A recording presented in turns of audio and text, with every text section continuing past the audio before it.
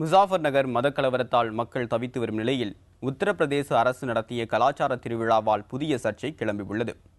ஆளும் சமாஜ்வாதி கட்சியின் தலைவர் முலாம் சிங்கின் சொந்த ஊரான சாய்ஃபாயில் இந்த திருவிழா நடைபெற்றது. சல்மான் கான், மாதுரி தீட்சித், மல்லிகா ஷெராவத், ஷோகா அலி கான், சாரா கான் என இந்தி திரையுலகத்தின் முக்கிய நட்சத்திரங்கள் இந்த விழாவில் பங்கேற்றனர்.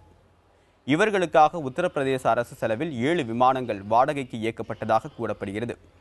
நடன திருவிழாவில் முதலமைச்சர் அகிலேஷ் யாதவ், கட்சித் தலைவர் முலாம் சிங் யாதவ் மற்றும் அமைச்சர்கள், எம்பிக்கள், எம்எல்ஏக்கள் கலந்து கொண்டனர். முசாஃபர் நகர் மத கலவரத்தால் பாதிக்கப்பட்ட மக்கள் தவித்து வரும் சூழலில் பல கோடி ரூபாய் செலவில் நடிகர் நடிகைகளை அழைத்து வந்து திருவிழா நடத்துவதாக அகிலேஷ் அரசு மீது எதிர்க்கட்சிகள் குற்றம் சாட்டியுள்ளன.